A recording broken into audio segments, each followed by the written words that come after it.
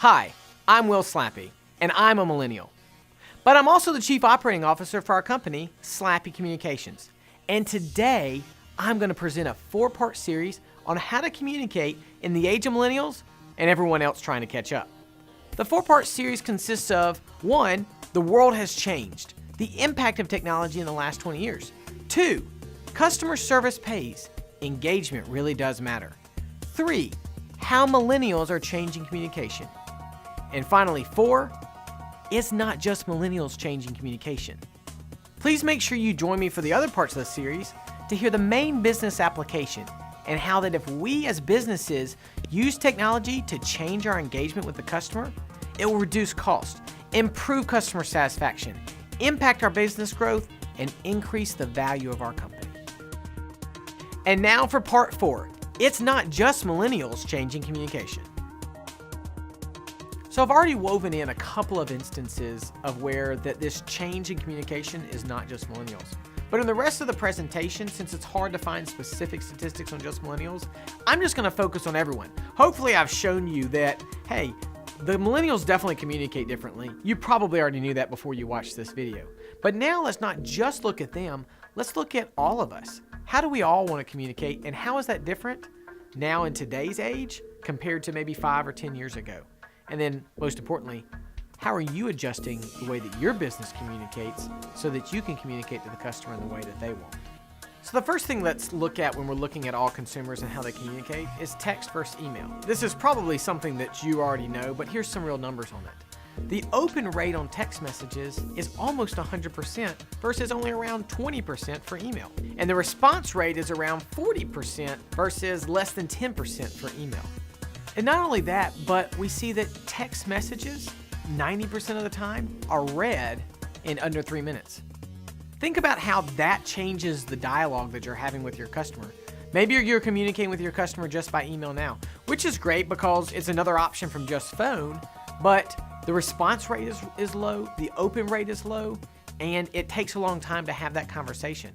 In a text messaging interaction, that conversation can be a high frequency and very quick. And that makes a big difference in what that conversation looks and feels like to you and to your customer. So the last thing we look at here is text messaging versus phone calls. And we find that people 2 times more use text messaging than using phone calls. So if you don't have text as an option with your customers, that makes a big difference in terms of how they like to communicate versus what you're offering. So you may be sitting there saying, well, Will, I'm a B2B business, and I understand, text messaging, people use that, and I can see B2C where that's applicable, but not for me, right? Well, no, that's not the case. In fact, we see that 80% of all consumers use text messaging in a business application, and even 15% use more than half of their text message for a business purpose and not personal. 79% of companies out there actually believe that customers won't text, and 52% of customers prefer to text over whatever their current channel of communication is now. So when you think about that, even if you're a B2B application, your customers want to text, and hopefully they want to text with you. In this next image, I want you to see 2 important things. One is, I want you to see that phone is still at the top. So I'm not advocating here that, hey, you should drop your phone and only communicate in text type of communication. But I also want you to see that phone and email, even face-to-face, those types of interactions are reducing compared to how they've been in the past, while as things like chat and social media, text messaging are increasing in their utilization. So it's not to say we should abandon the past and no longer communicate in the way that we've communicated. It's simply to say that, hey, we need to be aware of the communication trends and making sure that we're offering options for our customers to be able to communicate in whatever methodology that works best for them. So maybe at this point, you're a CFO or somebody who maybe hasn't quite bought into the fact that customer service pays and that this experience that the customer has will actually be better. Well, let's look at it just simply from a cost perspective.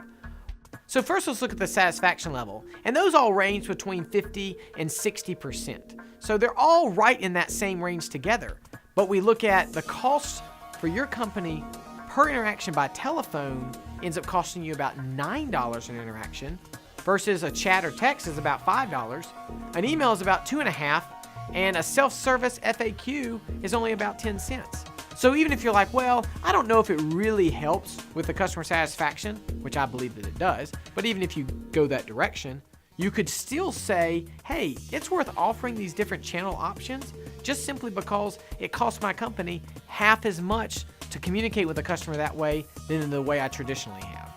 But the beauty that I see is that you can both reduce the cost while also communicating to the customer in the way that they want to at the same time.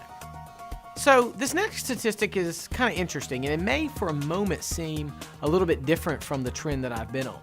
You'll see that text message only has a satisfaction rating of around 40%. Now, I'll also show that phone is only about 42%, so they're really neck and neck. But the thing that I see is that there's a lot of up-and-coming companies that do things that are progressive, like being able to text with their customers. But a lot of those companies don't necessarily have the foundation. They haven't been around for 20 years, and they don't really completely understand customer service. So you still have an advantage in the marketplace. You're a company that's been around for some time. You understand what it means to provide great service to your customer. Your only problem is you're not communicating to them in the way that they want. So take that opportunity to jump into market. Take that opportunity to create a mode of communication with your customer in the way that they want. And then you'll be able to beat out those up-and-comers who may have the right mode, but not necessarily have the right flavor. So this is actually my most favorite statistic of everything that I found, because it's very interesting.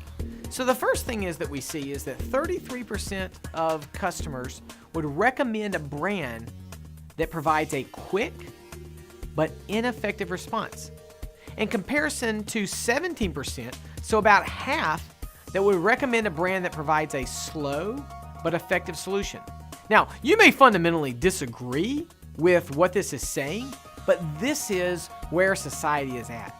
And so I'm not saying that you should just simply have quick responses that are wrong. That's not the point of this. The point of this is that to your customer, quickness is more important than being completely and totally accurate. Now, if you can do both, then that's a game changer. But what I would encourage you to do is maybe take a little bit of that perfectionist and kind of shave it off and focus in on how do we quickly respond to our customer. And the thing that I find in our business is a lot of times that's an incomplete response. You don't have all the information, but at least get back to the customer very quickly so that you have that quick interaction while you're getting that exact right answer to solve their problem.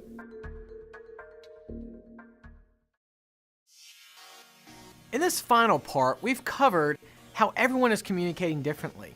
But make sure if you didn't catch the first parts that you go back and hear the other 3 parts of the series, and make sure you get the business application that if we can use technology and make sure we engage with our customers in the way that they want, it will reduce our cost, improve our customer satisfaction, help you grow your business, and finally, increase the value of your company in the marketplace.